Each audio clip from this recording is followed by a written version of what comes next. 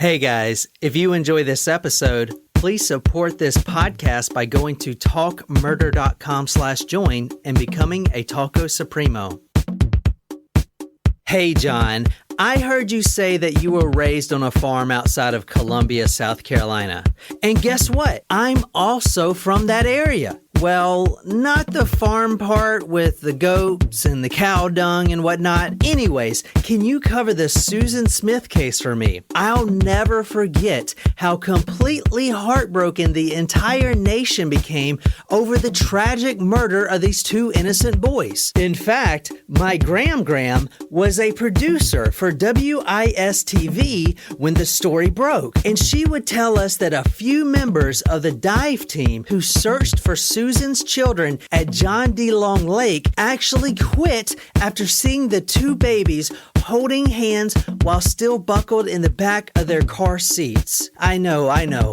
This story is sickening and painful to tell, but I'm hoping that you can help us Talcos understand the mind of America's #1 momster. I love the podcast, Rhiannon.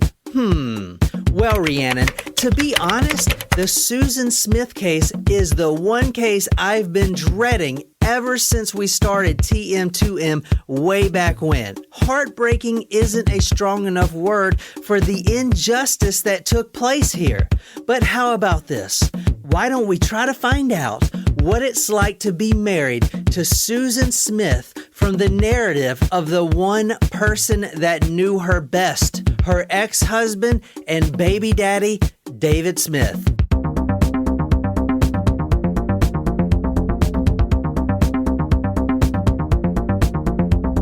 Thanks to everyone who attended our live show. We had so much fun. It was a good time. We always have fun. A great time to be had by all. And we'll be in Raleigh next. March 13th. And we've got a few Taco Supremos who have already gotten their spots for free. Sweet. Because they are Supremos and they get to do whatever the hell they want. We've actually got like 6 Supremo seats reserved. Really? Yes. Wow, shout out. We've got Lauren and Rebecca and Jess, all with their +1s attending. So, And that's free for you guys because you're a member. We're super pumped to meet some of our Supremos for the first time too. Like we haven't met Lauren before. I'm pumped. Yes. And I got a message from our friend Zach, who's a loyal taco on Snapchat, and he was excited to find out that we were going to be in Raleigh because it's his hometown. So nice. Yeah. Hopefully he comes to the event. He is. He's going to. We're already trying to convince his friends, he said. Oh, hell yeah. I'm also trying to convince him to buy some swag. Hell yeah, I gotta represent. We've got a couple other live shows that are coming up. Stay tuned for date and location announcements for our next Charleston show and our Orlando show. That's right. We're pumped. And we're going to have a couple folks, I think, who have attended several of our shows attend our Orlando show again. So, yeah. Well, and now obviously Charleston. It's our hometown. So, we're drinking the Mother tonight. It does look like beer. It does have beer in it. Like an amber ale, it looks like. So this cocktail is vodka, gin, sweet and sour mix, grenadine, and topped with beer. You know what? It kind of tastes like an unsweetened iced tea. So thank you to our sponsor, Nipatati Gin, and now vodka. And I guess this is a good segue into our surprise shots. Surprise shots, surprise shots. We don't know what they are because they're a surprise. Nipatatis, vodka. Got it. Wow. That was the first vodka shot of my life I've ever enjoyed. I mean, it was definitely strong, but you know, that's his, that's on the bottle. What does it say? What's the tagline? Particularly good and strong liquor. That's the tagline. All right, Nicole, where are we going and who are we killing? The hint was Momster. Oh, can I just say one funny story about when I started entering in? So I always start by entering in like the word plus cocktail. Yeah. And did you put Monster Cock? Is that what you're going to say? I was like, well, I was typing in and you know how like Google will start giving you suggestions. Did you mean They give you that suggestion? So anyway, I luckily, thank goodness, spelled Momster correctly, but as soon as I got to Momster cock, I was like, oh my God, this would have been so bad if I was Googling this on my work computer and I accidentally misspelled it. Well, here's the thing is that I was at work when John sent the hint, and I saw it and I was like, nope. I can't Google the hints on my work computer. Remember that time that he told me that we were going to the Dutch Rudder instead of the Rusty Rudder restaurant? Yes, I do remember. And I actually Googled and I saw the Dutch Rudder menu at work, and I was like, fuck you. Yeah. I saw that, and I was like, wait a minute. This sounds familiar. Are you going to answer the question I asked you about where we're going? Oh, yeah. Okay, sorry. So, Momster, I'm assuming a mom kills her kids, and I think we're going to Texas. Florida. Oh, that was going to be my next guess. Where at in Florida? Like, what happens in Florida? Casey Anthony. You think I'm going to do Casey Anthony? I don't know. It's a guess. I'm allowed to guess whatever the hell I want. Okay, we're going to October 25th, 1994. What was going on in 1994? What big murder case was going on then? I can't remember. O.J. Simpson. There you go. Oh. We're not doing O.J. Simpson. But we are going to Los Angeles? 3:30 p.m., October 25th, 1994, in Union, South Cackalack, right up the street from Columbia, about 2 hours from here. 5 best things to do in Union. Number 1, cow tip. Number 2. Is it really on there? Your second cousin. What? Oh, shit. Nope. Number 3 is a cemetery. Like, what the fuck? Where is this list coming from? TripAdvisor. Number 1. No, it's not. Yeah, it is. Pull it TripAdvisor. up. Pull it up. What the fuck? I don't believe you. TripAdvisor, yeah. Top attractions, plantation, cemetery. Oh, there's a distillery out there. A cemetery. How far? Where is Union? What part? What part? You said near Columbia? Up towards Greenville. The best things to do in Union is go to a cemetery. Are you fucking shitting me? I heard that people are dying to get in there, though. Look, like, there's Union right there. The little dot. Population cows. oh my God! Speaking of cows, guys, guess what happened today? A cow was born? No, goats. I got to see the miracle of birth, and I got to see baby goats born and take their first steps. It was awesome. That's fucking They gross. take their first steps the same day that they're born? Yeah, they have to Yeah. use their legs. Only humans have the ridiculousness of having fucking 18 months. Like, no mammal in the wild would ever be able to live when they that's can't true. walk. That's a good point. Humans are It fucking was really ridiculous. cool. It was really, Such babies. it was really cool. It was gross, but it was cool at the same time. It was really cool. Like, to be able to witness that and then just hear the, the little baby goats. Like, the circle of life. Are you trying to have a goat pregnancy? no. Who is this hot lady with this hot haircut? Oh, shit. Oh, is this the lady who drove her kids into the lake? You guys know this story already. There's no use trying to hide it. Tonight we're doing a special episode for one of our very special Taco Supremos and supporters who apparently has been listening to us since Dennis Nilsson. Whoa. That was episode 6? No, Wow. that was that's episode 3. 4 or episode 3. 4. Wow. Episode 4. Yeah, I episode remember 4. distinctly because that was the Yeah. one that I flipped out on. And kudos to you for listening to us since episode 4. This is Susan Vaughn Smith. Oh, wait. She looks like a I forgot Susan. to. All right. So anyway, before y'all cut me off, this is for a very special friend, Taco Supremo, longtime supporter. We actually went to lunch with her and her husband and her kids. Mm-hmm. This is from for Rhiannon. Rhiannon rings like a bell in the night. She is a trove of true crime Treasure. knowledge, and this is for her. So to do this story, I wanted to do a different version because I know she's heard this story 3,000 times. Does Rhiannon have a personal connection? I know she's originally from the I Columbia mean, she's area. from the area, but Is she really? Yeah. Did not know personal that. connection. But so I wanted to do something different, and I know there's not much to do. This is a widely covered case. Everyone knows this case. So what I did is I got the book that the ex-husband has written, and I wanted to kind of go in more of the relationship and what it was like to be married to her, this lady. Obviously, you guys know what she did, right? No. I mean, I'm assuming she killed her kids. In the bathtub? Well, don't Is she the tell her. bathtub lady? So, Rhiannon, this is for you, and I hope I do it justice, and I hope I bring a new perspective to this case, and I hope you like it. So, anyway, 3:30 p.m., October 25th, 1994. This is Susan Von Smith. She leaves a manufacturing company. Now, she's a secretary for a company called Conzo.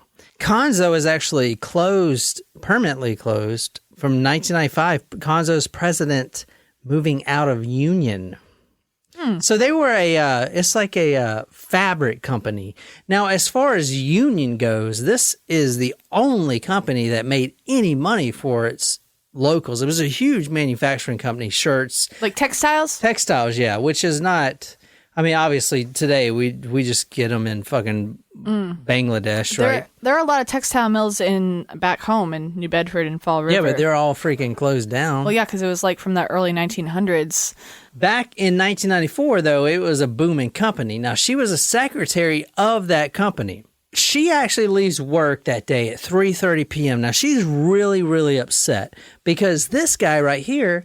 If you go to some website, which I can't remember the name of it, you can see these pictures. Talkmurder.com? Is that it? Websleuths.com, yeah. Oh, okay. Talkmurder.com to see these pictures. This is Thomas Finlay. Now, at one point, he was the most eligible bachelor in union. Look at that receding hairline. Well, the Yow. reason he's eligible is because he's a wealthy? rich son. His father's rich. So Keep he talking. just... How much? Look at that girl's suit in the background.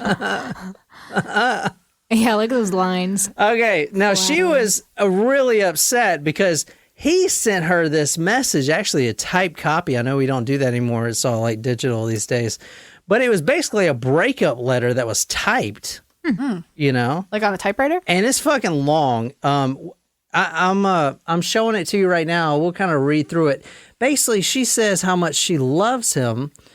And I just love to say all the wonderful memories we made. This is to Thomas right here. And Holy crap, that's long. Then his response was, "Dear Susan, I hope you don't mind me typing this, yada, yada, yada." His is also really long. Then he goes through all this stuff. Anyway, Susan, I could really fall for you. You have so many enduring qualities about you. And when you say that, you know it's going to be bad when you're a terrific person. But our differences go far beyond the children issue. We are just totally two different people.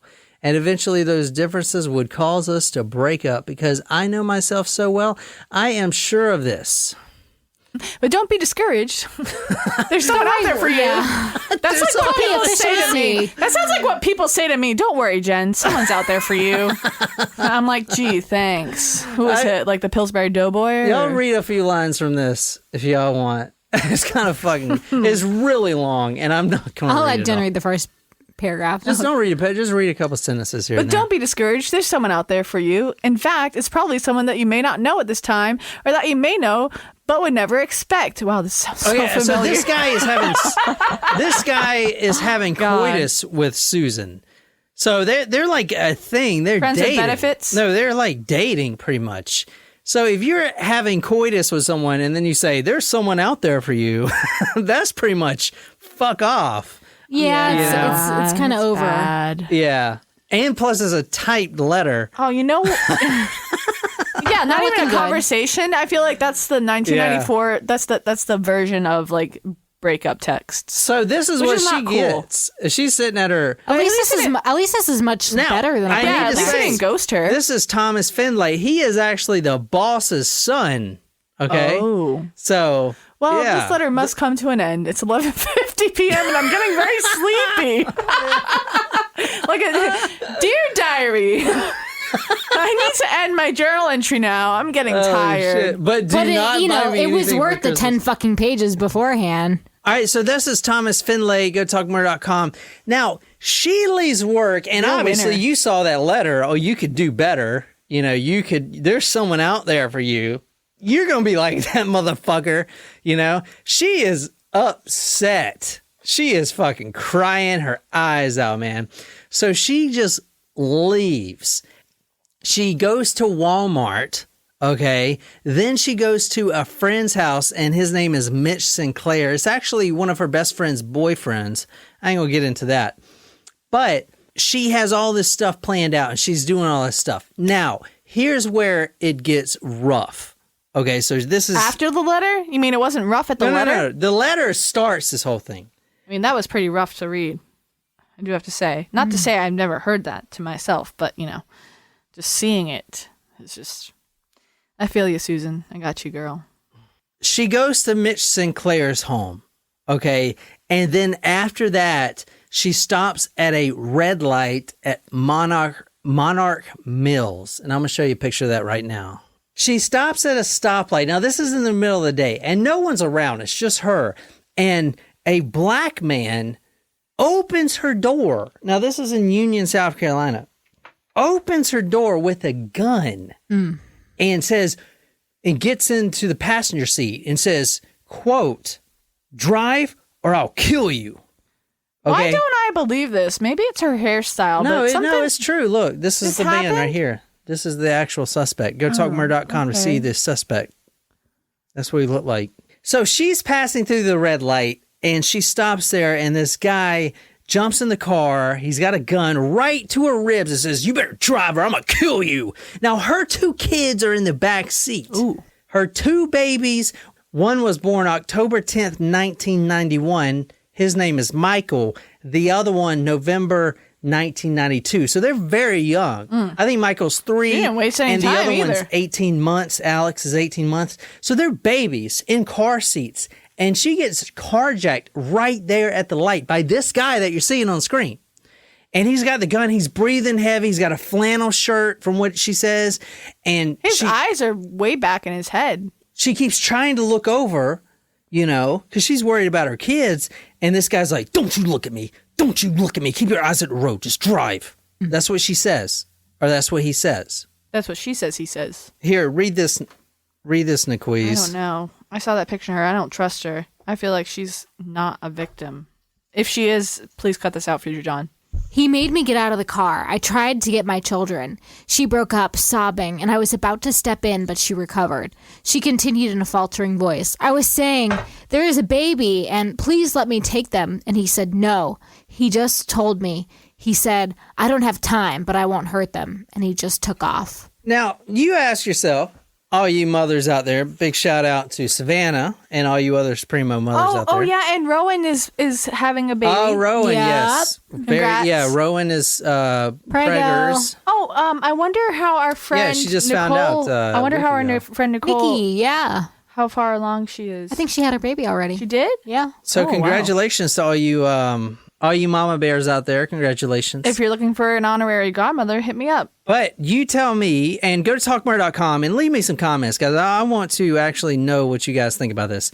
Would you actually say, okay, all right, so this guy kicks her out of the car. Now, her babies are in the back seat, still in the car seat. And he's like, "I ain't got time. I'm not going to hurt him." And she's like, "Okay.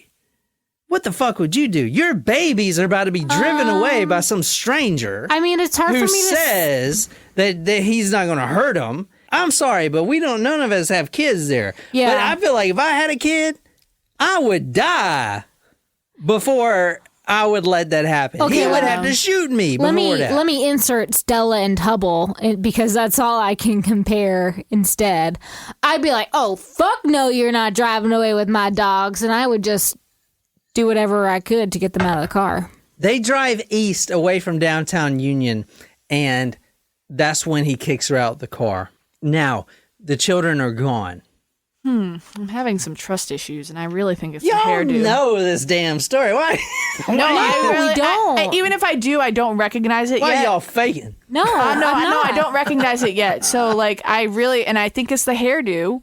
I do. Not to judge a book by its cover. And ladies out there, please Well, I think bring the back hints kinda sing. that Furby hair. I love Furbies that are fucking shit. creepy. Do not bring those back. Those things. You would not like it if I actually left my hair like that. Hell Please yeah, I wear that would. to the wedding in May. No. Can I wear that to the wedding in May? Go for it. Discussion started right away about that.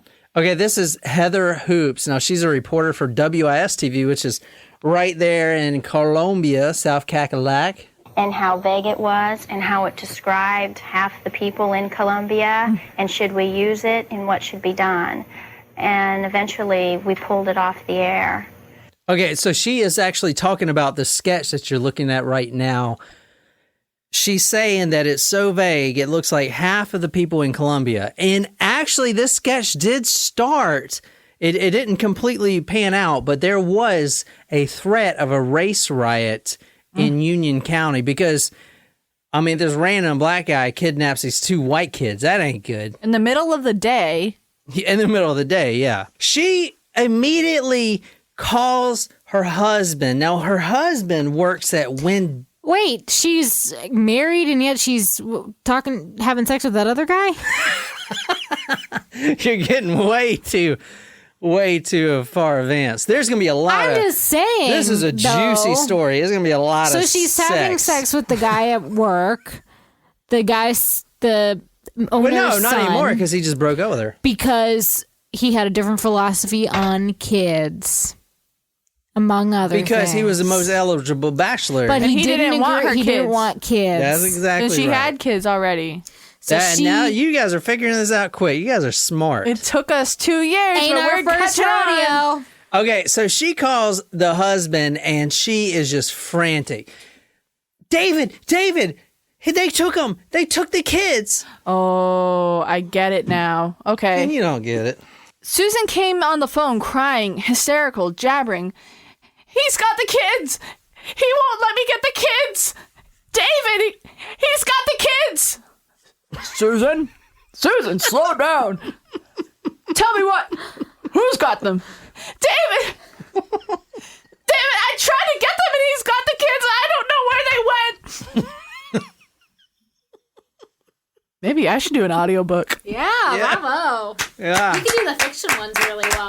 Thank you. Wow, All right, applause. you're Is back. that all you wanted me to read? Yeah, all the quotes. No, how far down? Is there more? What does it say? I felt panic rise. Nah, give it to me. So now the family, David, as I'll get to in a minute. The book that we're reading is actually from David, but he actually calls the police. Did he have any weapons, gun, anything? He's got a gun. Got a gun. Yes, ma'am. Yes, ma'am. He got a gun. I tell you that right now. Who doesn't have a gun? I don't know. When we're up in Union, Greenville, South Carolina. apparently That's what I'm saying. Like, Greenville doesn't have guns, and we were up there, and I was like, "Who's got a gun?" Like nobody. well, raised they their- didn't admit it, but they also said you can't carry a gun and drink Yeah, at the that's same true. time. So maybe Maybe it that's was why in the they didn't. car. Yeah, it could've Okay, been in the car. so now this actually was on America's Most Wanted because this is 2 kids that have been abducted, and as a nation, we got to find them. This was what they call a darling case, kind of like the OJ case, where everyone is watching it. When I got there, she was hysterical. I had to literally pick her up off the floor and take her into the other room and sit down with her on the couch. That was an interview from NBC News with the husband, David. Wait a minute. Hold on one second. Let me just. What? There was no guy? What are you trying to say? No, It was totally a Where guy. was she on the floor at the house? So she was in the middle of town. Her kids got abducted. She didn't call 911. She called the husband. The husband called 911, and then he went back to the house and had to pick her off the floor. Like, wouldn't you How did call she get back to the house? Exactly. Not only that, but wouldn't you call 911 right after that happened? Yeah. Well, they didn't But have she cell went back phones. home. Yeah, but still, There's why freaking wouldn't- payphones. Why, So why she would your calls husband her be the first husband one that to works call? at Winn-Dixie. You guys that are listening, 99% of you guys ain't from the South right here. Y'all don't know what Winn-Dixie It's is. a grocery store. I know it's a grocery store, but they ain't got them anywhere but here in the South. I haven't seen any around Charleston I feel County, like they but don't there's some in exist Florida. anymore. That's where we used They to do exist. Now, you go down to where I grew up on Gilbert, they got some down there. I know that when I went to go visit my grandmother when I was growing up in Florida, we used to shop at the Winn-Dixie, and there was also a Hungry Harry's pizza place. Okay, so local cops got involved. The FBI and SLED, which is South Carolina Law Enforcement Division, they're all involved. And this was a massive, massive search. I'm talking about Oprah was down here. And if Oprah's down here, shit's getting done. Okay? She was down here. Oprah doesn't just waste her billions of dollars on a plane for anything. That's right. Okay, now from the get-go, this is a 9-day investigation. Okay, so Pretty this quick. 9 days is basically the search for the kids. Okay, these 2 babies were taken, and the outreach from the media, well, at least for the first day until they all turned on Susan, was to find these kids. Do whatever they can to find these kids. Now she was Search driving parties. yeah, and all that search shit. party. They actually had multiple search parties, and she was actually driving a red Mazda. I think it was a Mazda 100. I'll show you a picture here in a minute. Monsters are But- nice cars. That was the car they were actually looking through for this whole time. They were looking for this specific car. Okay, and the driver of the carjacker. You guys already know what this is about, so I'm just gonna say she did it. There was no guy, a carjacker. It's all just made a it up. fucking just made it up. Yeah. Okay, so we need to break that barrier before we can even get on to the story that I'm trying to tell. I've only been saying that for the past 43 minutes and 27 seconds. Susan was so distraught about what happened. Now, she was talking to the media, even though she didn't really want to, because the media, Oh, no. they started to blame her, which is kind of fucked up. Dear they Lord. not to blame How her. could you blame the mother? No, not blame, but Well, because she didn't go stop somebody from abducting no. her I didn't mean kids. blame. They didn't blame her. They just thought that she killed her kids. Oh, okay. Same really thing, right? I mean, no, that's not the same thing. Can't sleep. I can't eat. I can't do anything but think about it. And Is she crying or laughing? I just want to hug him so bad and tell him I love him. When I talked to my Quite the mom, actress on this. I talked to my mom, and she was like, my mom was like, yeah, you don't remember that? She came on TV, and then everyone in the nation knew she was a fucking liar. From I that, love your mom. She's one of my favorite people in the entire world. from I just that have to say. interview right there that you just saw, everyone knew that she was fucking lying. I mean, there weren't real tears coming out. No, of they that, weren't. those She's ducks. completely faking it. Here's another one. I want to say it to my babies that your mama loves you so much, and your daddy, these whole families love you so much. And you guys have got to be strong because you are. I just know, I just feel in my heart that you're okay. But you got to take care of each other. And your mom and daddy are gonna be right here waiting on you when you get home. What a fucking actress. I'm sorry. 2 kids that are under 3 years old take care of each other. You guys gotta take care of each. No. I did a better reading job in that passage than she just did in that whole press conference. I totally see, you see what you want to see, and now that we already know that she is a total fucking fraud. So knowing that, I am able to see, there's no real tears. Like when you cry, your cheeks get puffy, your eyes get puffy. Actual, You don't lick your lips. Water comes out of your fucking eyeballs. But there is none of that. There's no signs of actual crying. She doesn't even make eye contact with the crowd or anything. Oh yeah, she's faking it. No, I know we know that. we're We're pointing commenting out. on that. And everyone in the nation knew that. It wasn't just, they could tell, but you could tell that's fake. That wasn't even remotely real. Even if I didn't know this story, I'd be like, what? Anyway. Look, so, her face, even when her face is upset, look, she has a smirk on. Her lips are turned up. I'm going to get more into the crime later, but just to break through this barrier so I can do my story the way I want to do it, I'm going to tell you what happened. Here's basically what happened. She leaves work. She's got the letter, and she's all butthurt about this letter. She actually tells Sheriff Wells, the Union County Sheriff, that she leaves her house. She goes to Walmart, which the greeters at Walmart didn't see her. Okay. Oh, she didn't get a sticker? She headed out to visit this guy named Mitch Sinclair, Another guy she's sleeping with? which wasn't home. And then she went through this stoplight at Monarch Mills where she got carjacked. The light has a sensor on it that will only turn red if other people are waiting. You know what I'm saying? Yeah, so you can stop, right? Yeah, you have to be at the line. And it didn't turn red the entire time. You know what's really- because there was no other traffic. Oh, they knew You know that what's the light didn't turn. Really annoying is there's this intersection near my store where I work at, when you turn into the left-hand lane, if you are not like right up on the line at that sensor, like you will literally wait there. Let me show you the kids right quick that were in the back car. This is Michael, which is the oldest, and Alex, which was the youngest. This is how young they were. Oh, God bless them. Michael was the one on the left, and Alex is one on the right. Now, if you read this book, the book is called Beyond Our Reason, My Life with Susan Smith. This is about David Smith's marriage, which we're going to get into. The saddest part of this book is the kids. So, yeah, I can't even look at that picture because it's making me too upset. For instance, Michael, the oldest, he would call his brother Brudda. You know, I'm look out for my brother. I love my brother. You know what I'm saying? Like, he was the protector of the younger brother. Like, they were very, very close to each other. It's a very tragic story. It is. It's terrible. And these two kids are dead. And here's basically what happened.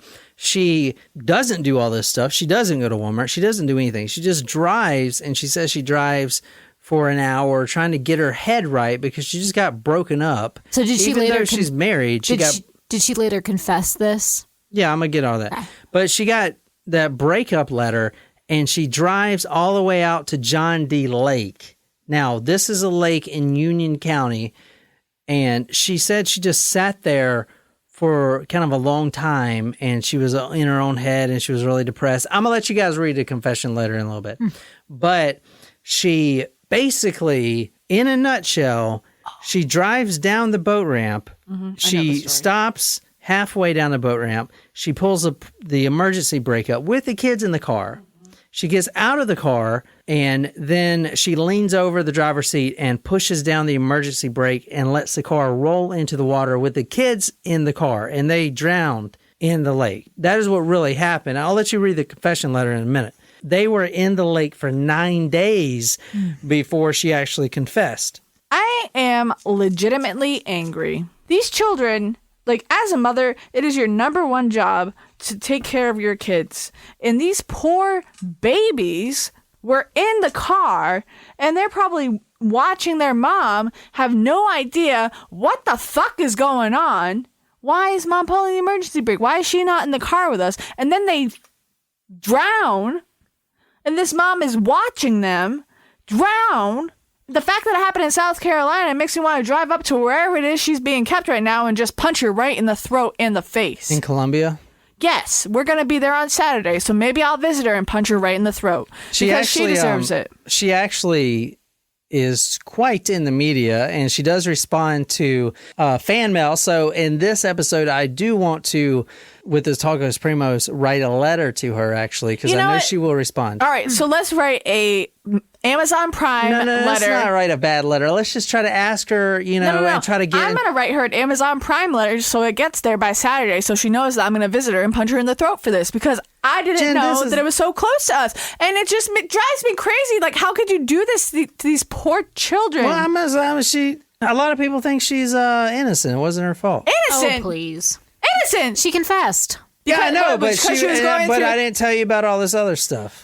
Because was she mentally unstable? Like I don't know. Let me do the story. Maybe you guys will find out. Hang on. But because of Susan's lies, because she let them stay in the waters of John D. Long Lake for 9 days, my sons' bodies were totally ravaged. When they were recovered, the coroner had to recommend a closed coffin. So I never got to touch their little hands or kiss them one final time. I never got to say goodbye.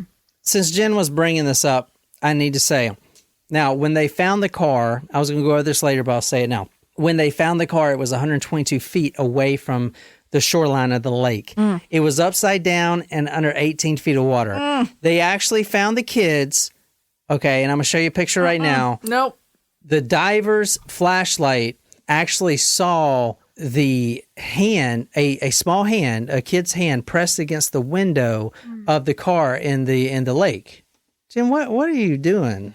Covering your ears for? No, I'm covering my eyes. And my head, and I'm just like, my fists are clenched and they're blurred out. But do you see the kids? Fists of range. Wow. That's the car, and that's the kids in there. Now here's a better picture of the car. It was flipped upside down and in the lake. So the kids are back there. Now, the thing was, if you see this picture right here, it was still pressed against the glass, which is kind of fucking crazy. Mr. Smith, you can't see them, Mr. Holcomb told Doug. Those babies are sealed in bags. They've been in the water for 9 days. There's no way they should look at them. I strongly recommend a closed casket. I mean, like I'm not trying to envision this, but like think, like not only are they starting to decompose because they're deceased, but like they're also probably like very pruny and their skin is probably 9 days. No, yeah, the closed casket. That means like, I mean, you can't even see their face. It was just so much. I'm surprised they didn't suggest to cremate them if they're suggesting closed casket. Well, the reason for that is David's brother had died, and he was buried at the cemetery, and he wanted his 2 sons buried at the cemetery. The cemetery that's most number 3 popular attraction in Union. No, well, maybe. Shit, I don't know. Maybe it is the same cemetery. I know there's not like a lot of vodka in here, but like when I drink vodka, sometimes I get mad, and this story is making me mad anyway. But the fact that there's vodka in this drink is just like, you want to get mad, Jen? Well, drink the pancakes vodka. would soak it up, Jen. Okay, now here's the thing. You saw the video of Susan Smith and David, the husband, which I'll get into all the affairs and stuff like that. But from day one, he looked at Susan, because this was a 9-day ordeal, and there was cameras everywhere. Like I said, Oprah was here, Inside Edition, Katie Couric was here. Nancy Literally Grace? I didn't see Nancy Grace in the book, but I don't know if she was around in 94. Was that? Shout out to our HLN followers. I don't know if she was around, but everyone was eyes on Susan, and Susan actually kind of seemed like she was on stage. If you want to read this, Nicole. On stage? Even that first day, before things got real crazy, I could tell Susan had the sense that she was on stage. People were always watching her. I thought she might be playing up the drama a little, but I had no idea how much. Let me tell you a little bit about Susan. Okay, she grew up in an upper-class home, which is completely different from David. Now, let me show you David. This is the husband, the ex-husband.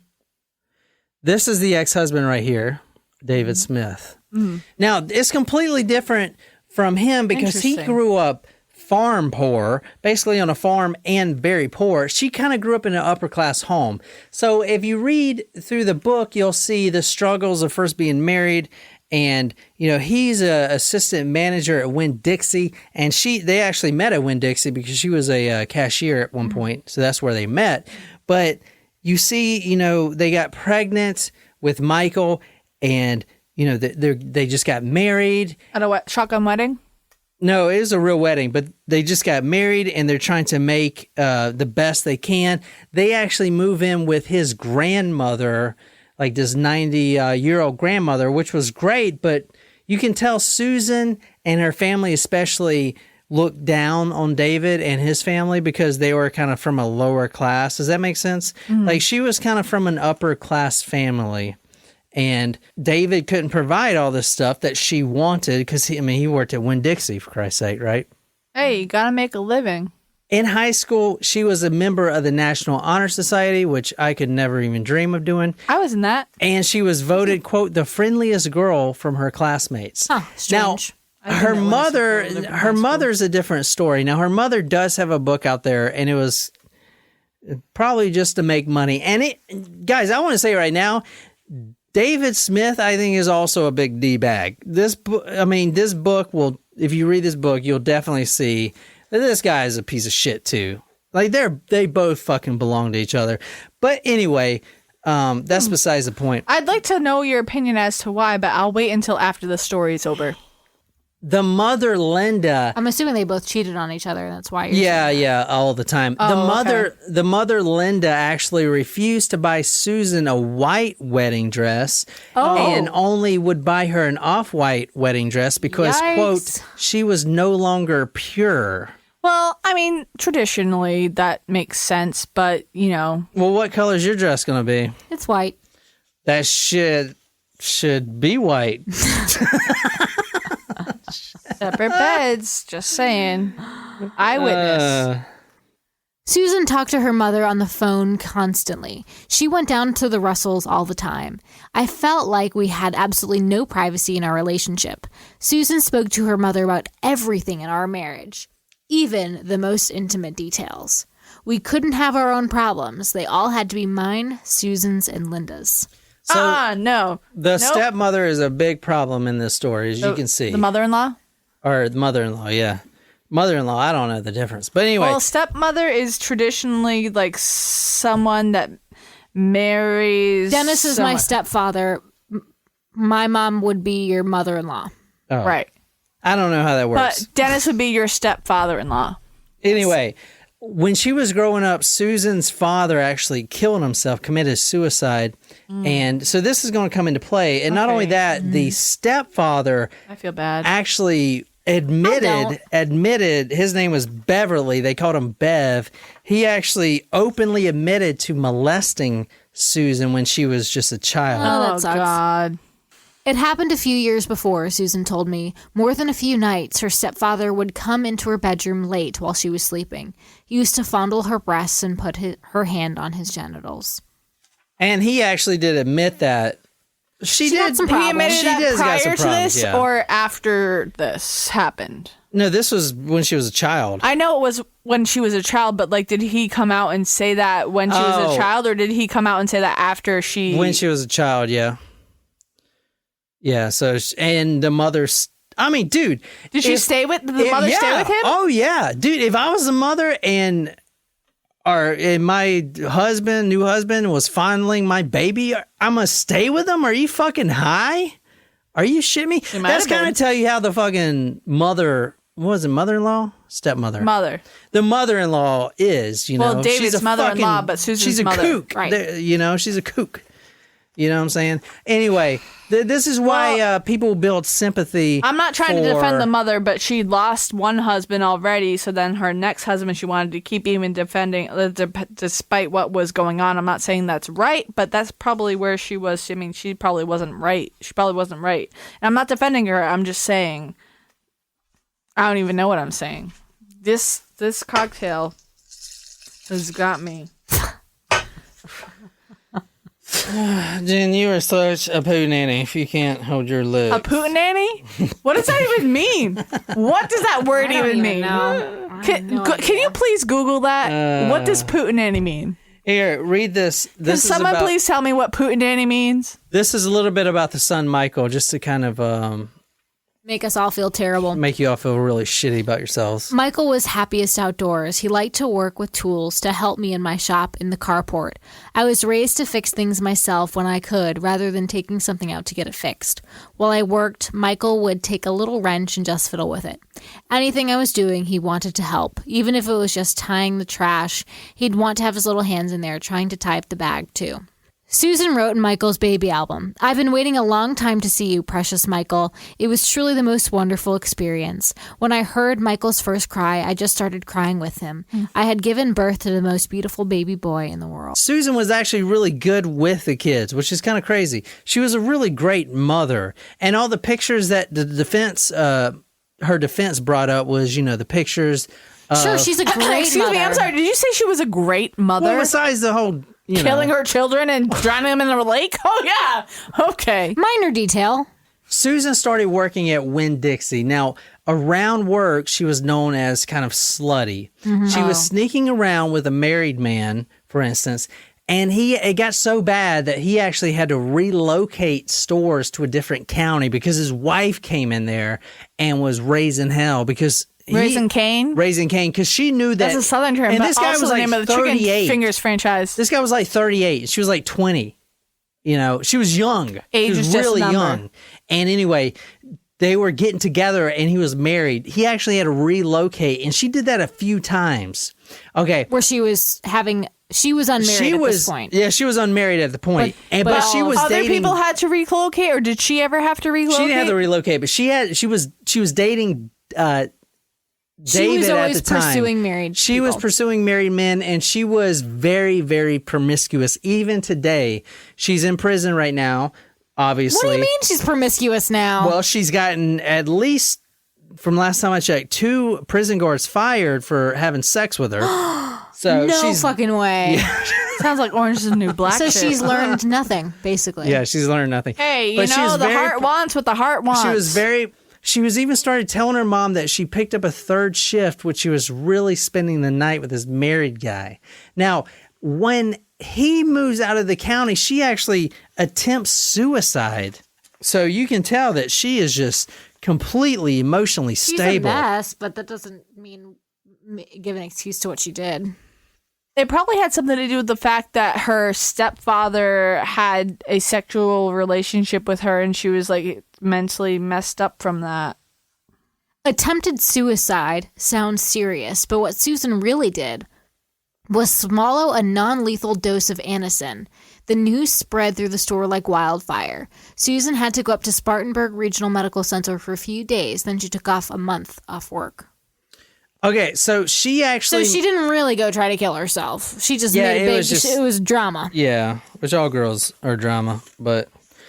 So she actually meets David at Winn-Dixie. Now, I'm going to read this. Right away, she struck me as an attractive girl. This is what David says. Susan had a $1 million smile. She had pretty hair. She had a bigger chest than girls I'd gone out with before, and that was attractive to me. In the summer, Susan would always lay out in the sun for hours and get a real dark tan.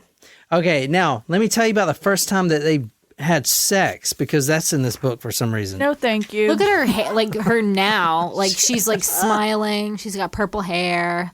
I feel like she's like loving her life right now. She looks like that actress. Oh, what's her name?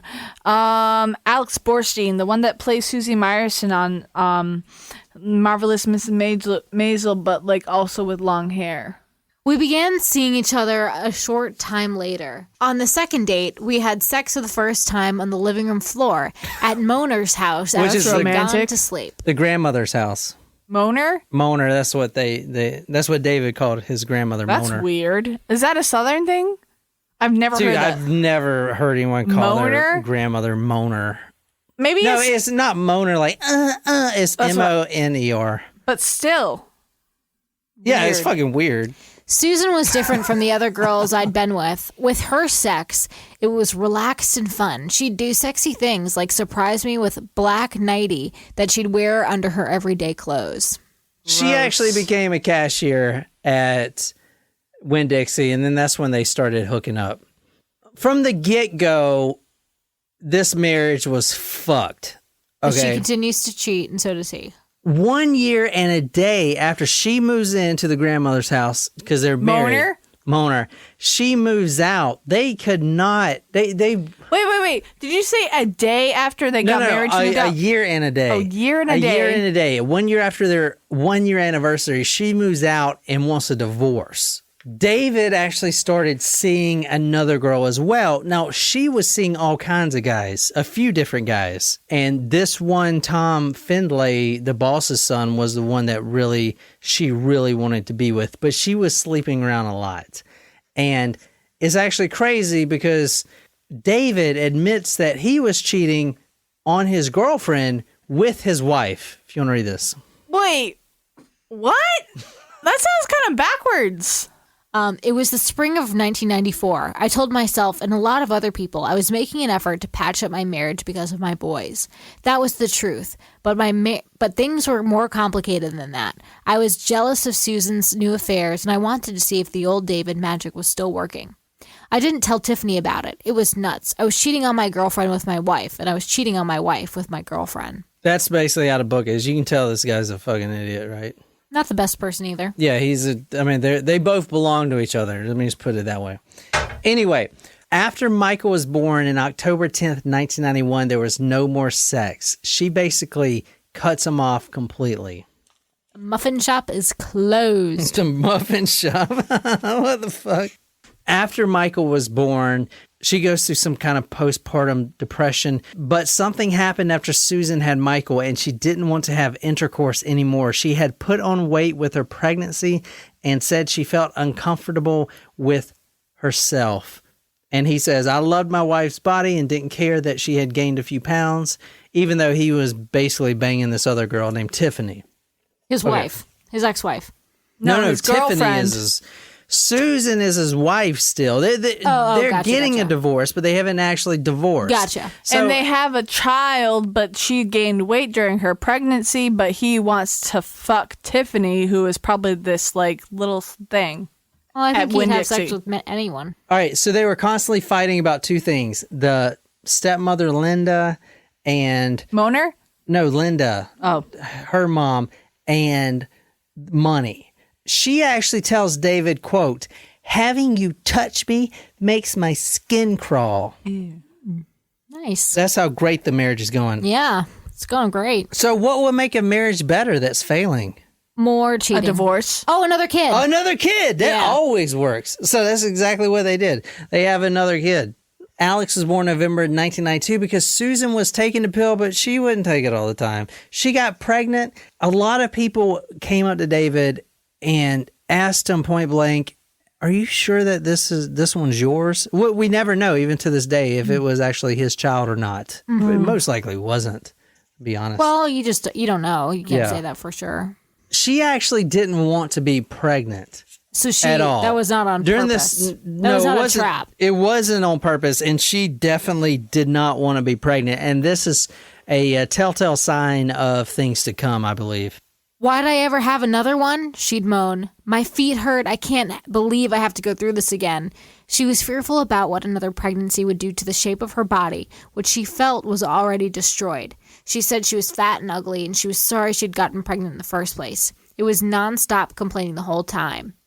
Look at my breasts, she demanded. They're so saggy. She had stretch marks from when she'd had Michael on her abdomen and on the sides of her breasts. She was convinced that no man could get excited over a body like that. I mean, I feel bad that she was going through postpartum depression, but like, did she go and seek help for it? But like, also at the same time, you don't kill your kid because you're going through postpartum depression. I'm sorry. Not excusable.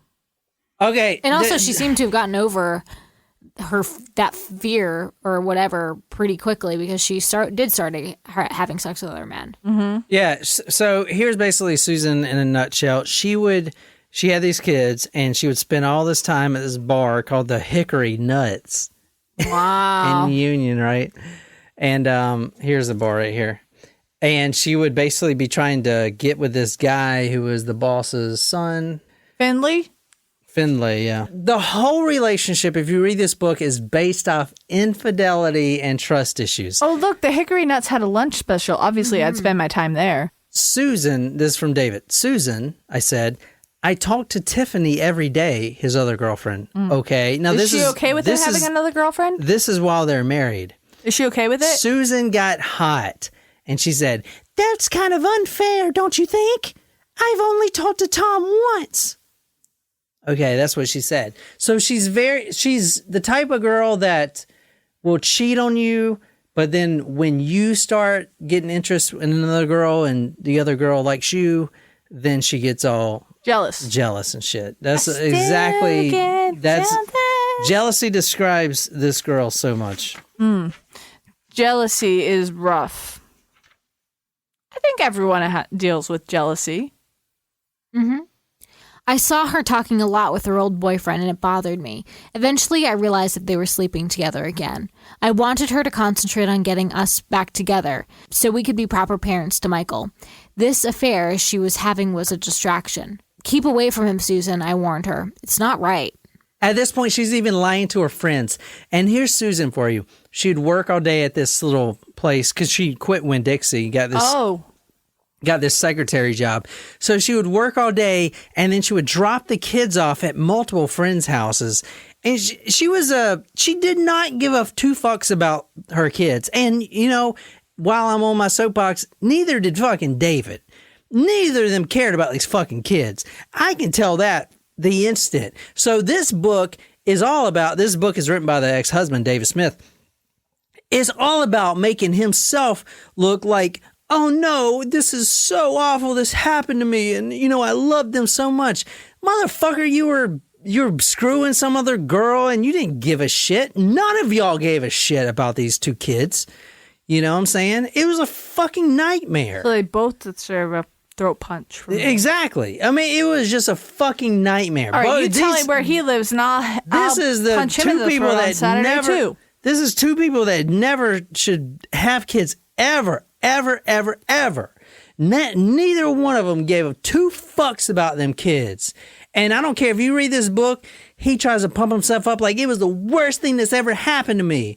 Bullshit. I can fucking tell he's fucking just as fake as she was. And I'm gonna say that right now. You watch the fucking thing. Look at that guy. You think he gives two fucks?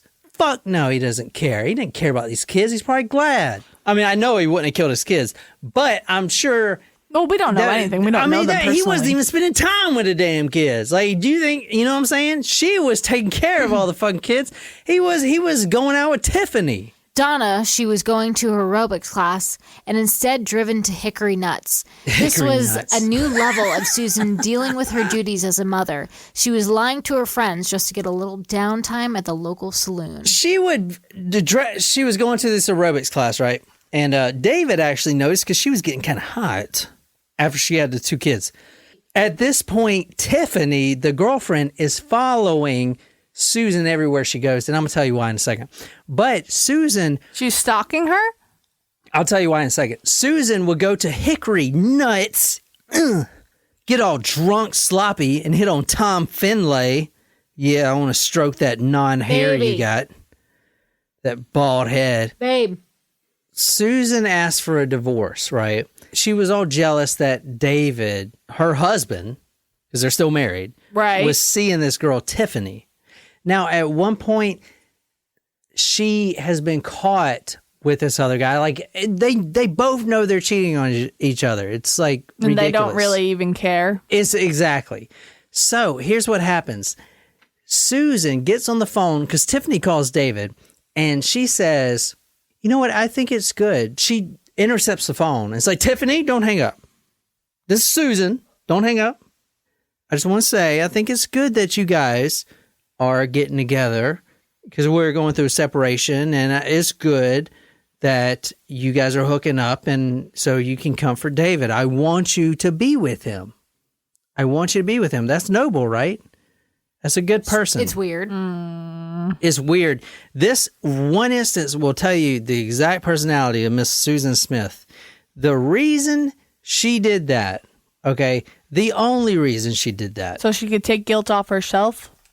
This is from the divorce proceedings. This will make sense why she said that to Tiffany. During the course of this marriage, I read, defendants has carried on and continues to carry on an adulterous relationship with a paramour known to the plaintiff. Susan was seeking a divorce based on the statutory grounds of adultery. So here's what happened. Susan hired a private investigator, got on the phone with Tiffany, said, hey, it's good that you guys are seeing each other. I want you guys to spend time with each other. That means they're free to see each other. Then she hires a private investigator to go take all these pictures of him cheating on his wife. That's not manipulative at all. That's Susan Smith in a fucking nutshell, which is brilliant. And, you know, that's fucking smart. I would not think of that. But that's the reason. But at the flip side, she was cheating too. She's spending all her time at the Hickory Nuts. He actually goes to her purse and finds a letter, that same letter that we read earlier from Tom Finlay, proving that she was having an affair because they're still married, you know. So it's just a fucking shitstorm. These two immature ass people who should never, ever, ever, ever, ever have any babies, you know, are cheating on each other, and then this shit happens. It's just the fucking worst. Because we still got time. Let's read the divorce or the confession right quick. At 2 p.m. November 3rd, she actually confesses. What makes her confess? Is it the fact that the media turns on her and she's like, fuck, that's a really good question. So the FBI came down because the FBI gets involved. What's one of the parameters that the FBI can get involved in? It has to be a federal case. It has to be above the state, right? Oh, but what makes it? What's one parameter? Something crosses state lines? I don't actually know. I'm just going to admit that right now. The FBI comes in, and they come in a lot of cases, obviously, but one parameter is if there has been a kidnapping. Okay. So the kids were actually presumed to be kidnapped for 9 days before she confessed. That's why I said the FBI was there. Nicole asked, why did she confess? Because the police, since day number 1, has noticed her story didn't line up.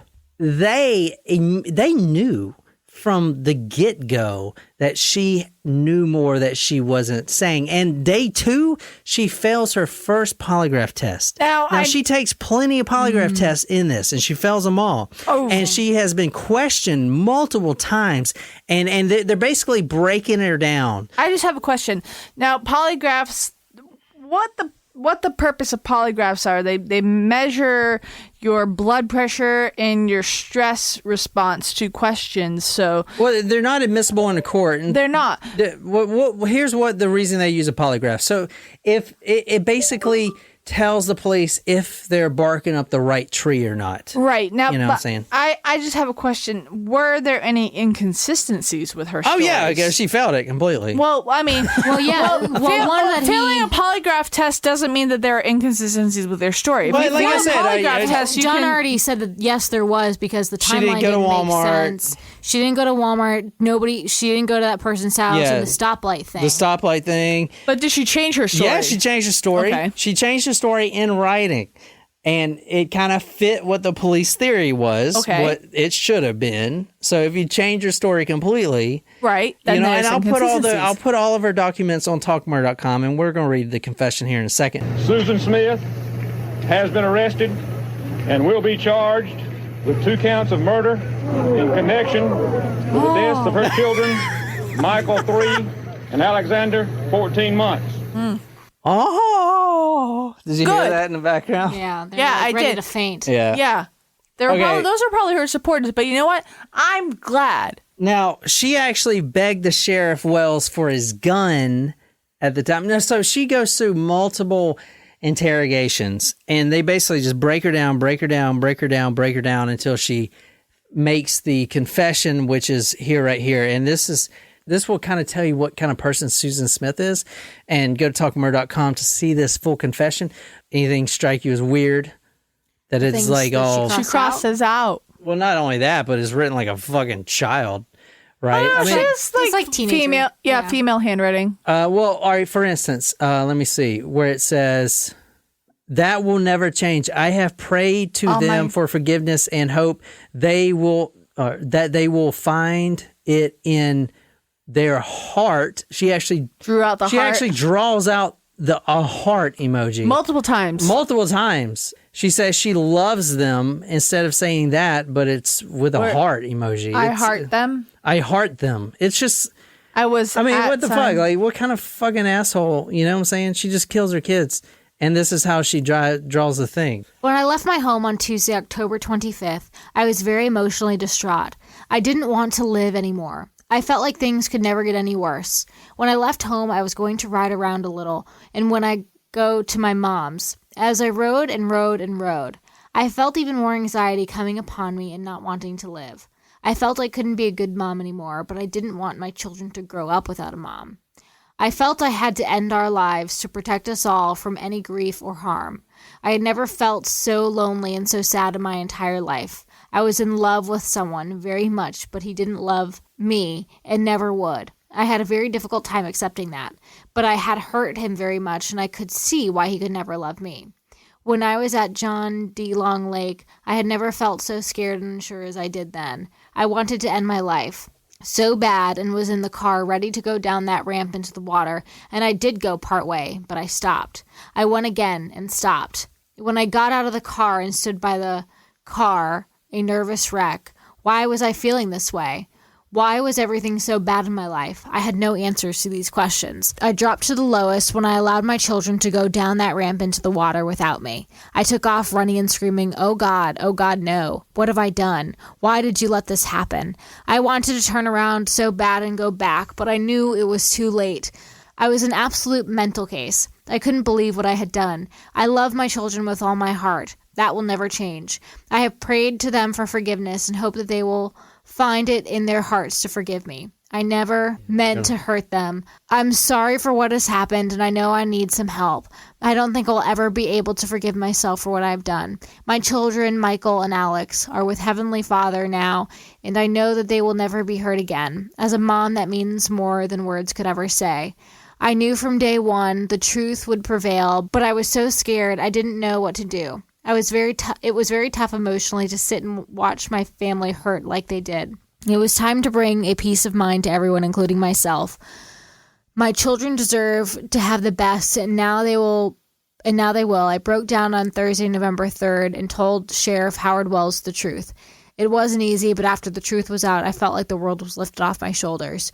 I know the road ahead of me. At this very moment, I don't feel I will be able to handle what's coming, but I've prayed to God that he will forgive me and the strength to survive each day to face these times and situations in my life that will be extremely painful.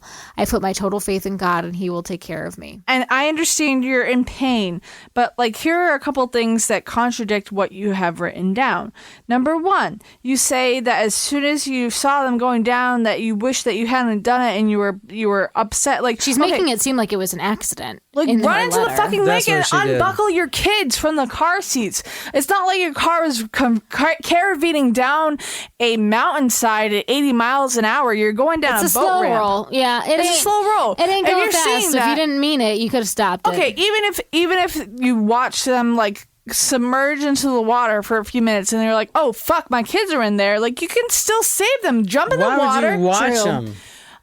I'm not saying that's roll right. Your kids into the fucking I'm lake. not saying that's right. But I'm just reading from her thing. She's like, oh, as soon as I saw them, like I knew it was wrong. I was praying for them. It's like jump into the fucking water. Yeah, you could and unbuckle your fucking children. And my family. I'm so sorry for my family. Your husband that you were cheating on. Your children that were defenseless in fucking car seats. They're 3 and 2 years old, and they're in fucking car seats, and you're gonna watch them roll down the fucking boat ramp. It's not like you push them off a cliff. You could go there and save your kids, jump in the water. You knew how to fucking swim. Like, just do it. Like, like, I'm not saying that. She's lying. Okay. She's lying. I know she's lying, and it makes me fucking angry, and I just want to throat punch her. The death penalty is, for her, beside the point. She says over and over again that she wishes she could just die, so that she wouldn't have to hurt anymore. She's a fucking psychopath. She doesn't care. Here's her thing. She said she wanted to kill herself, and I will never, ever, ever, ever promote suicide. What? I'm not promoting. No, in her confession note, I wanted to die. She doesn't want to kill herself. She's a psychopath. She doesn't care about these kids. Listen to me. I will never promote that. And you're hurting so much that you're gonna fucking kill your kids. No. No.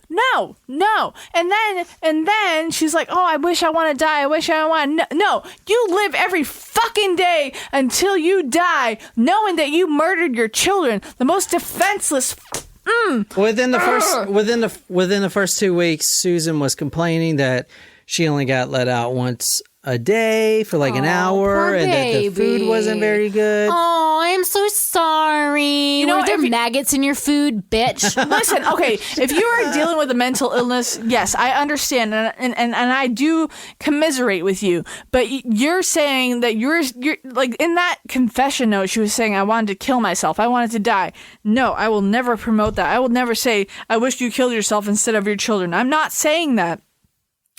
But you didn't do that. Like, you persevered. Instead, you chose to kill you persevered. Your own children. Good for you. You persevered. But then you fucking killed your kids. It's not like you were like, oh, wait. Oh, bye, Michael. Bye, Alex. That's exactly what you did. You could have... I just cannot even comprehend. I cannot even comprehend. Slowly, I saw the town get behind Susan, starting to build sympathy for her as a victim. I could not stomach it. To me, she was the farthest thing from a victim. She was a cold-blooded murderer. Where were Alex and Michael in all this? As the townspeople started to speak for Susan, asking for forgiveness, who is speaking up for the boys? All right, so what Jen was saying is, how could she do this, all this stuff? It's not that she just watched her kids die. It was something more than that. If you want, it's the way that she watched her sons die that is really evil. As you'll see here. She didn't have the decency to kill them beforehand, my father shouted, almost berserk with pain. She just let them drown in the water. Police divers had searched the lake twice during 9 days Michael and Alex were missing, once on Thursday, October 22nd, and again the next Sunday. They didn't find anything because they weren't looking in the right place. It turned out the Momsters had drifted. It bobbed like a cork in the water, moving away from the boat ramp toward the lake's man-made dam.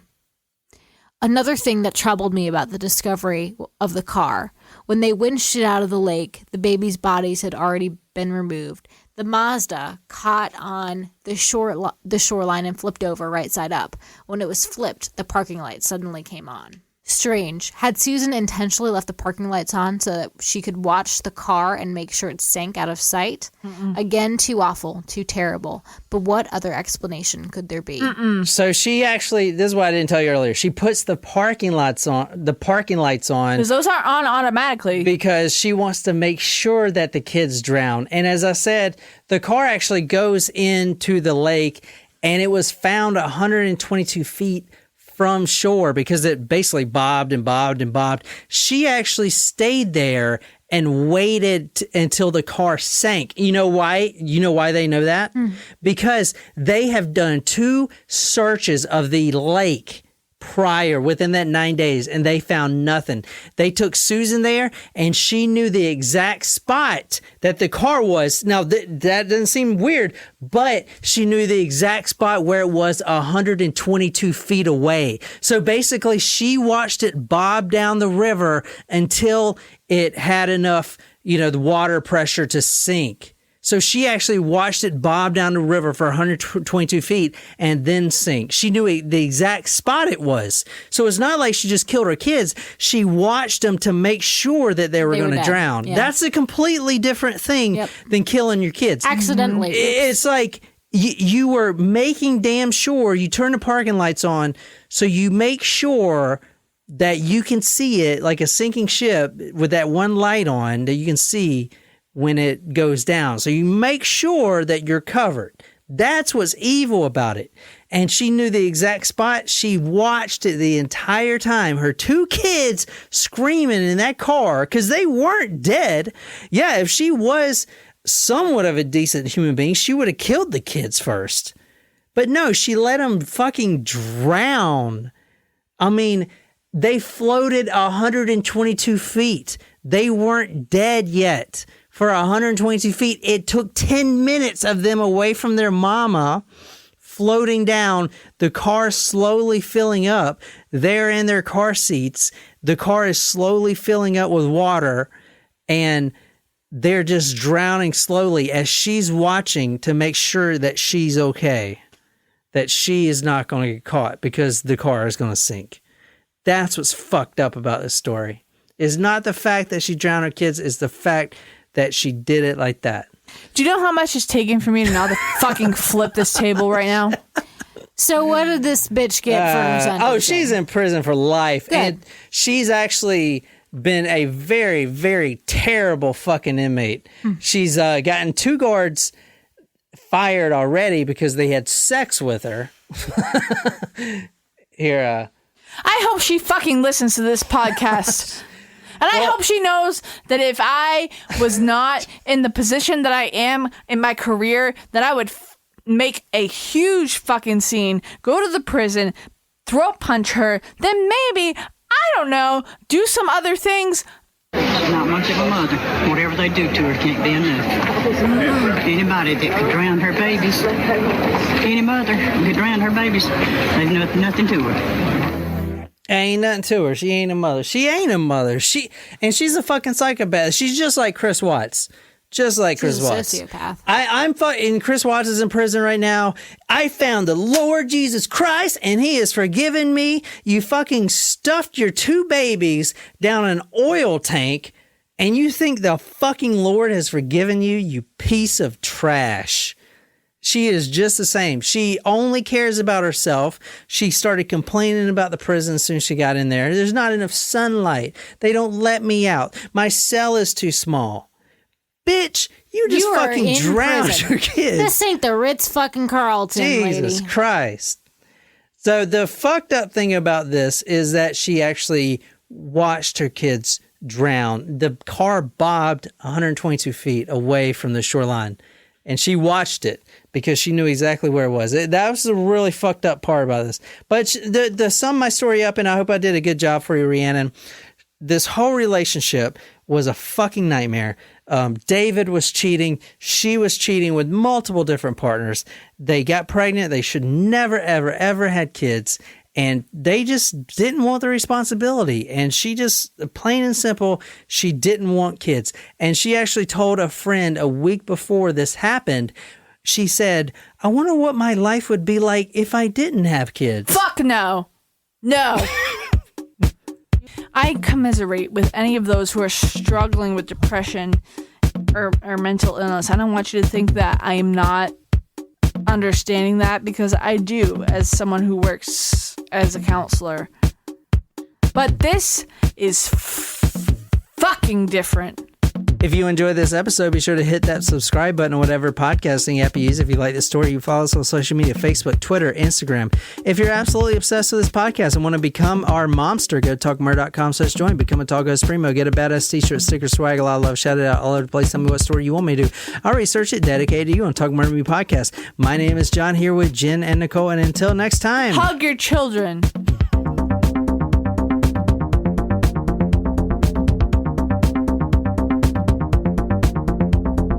Yeah, and like assless chaps and shit. She's like, stick it in my butthole, and then in my mouth, Okay, and then babe. back to my poon. Abe! I feel like the order of that is not correct.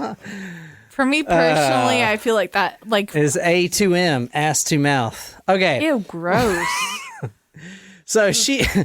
I think you're already on 2 strikes, okay? Like, I'm going to just count those both for you. I'm not even going to go back. I'm gonna You're give you the really benefit of the breaking your doubt. New Year's resolution. It's not So going well if you for get to 3 strikes of being mean, we ain't going. All right, so who is... Okay, yeah, you do. You do. I'm going to say that's 2.5. Please. Babe, I'm serious. okay, One I more, got you. Okay, and I we ain't got you. going. And we're sticking to the diet. Okay. Let me repeat myself. There will be no IHOP if you are mean. Thanks for defending me, Nicole. Sissies welcome. got to stick together. Hoes before bros. Y'all better get in the fucking kitchen, make me some pancakes. You don't want me to cook anything for you because I'll put the smoke detector on. You know what's really sad is the fact that it takes you threatening him to not being able to get pancakes for him to be nice to me. It's called conditioning. This is how we get him to get it. This is called punishment. I can get them pancakes and put that syrup all in my junk. It's an interesting place to put it. Jen, do you know what a wrench is? Of course I know what a fucking wrench is. What is it? It's a tool, and it has, there's different types of wrenches. It depends on what you're Name trying. it one. Any Okay, wrench. come A on, robo guys. grip wrench, which you A robo grip wrench. yeah, you hold the grips and then you turn it. A wrench is a tool that you use to turn nuts and bolts, and you can Susan tighten it. wrote in Michael's. Susan wrote in You're Michael's. laughing because I'm right, and you feel like an asshole. Yeah, I'm trying to get an eye on the trail. Well, you know what? Well- You need to be not a dick to me. That's what you need. And not Yeah, ask me about that my should have knowledge about a counted. wrench. I'm not letting that count because, Yes. Baby, can you please keep? Why? Because I'm drunk. yeah, I'm drunk too. Let's take one more shot. No.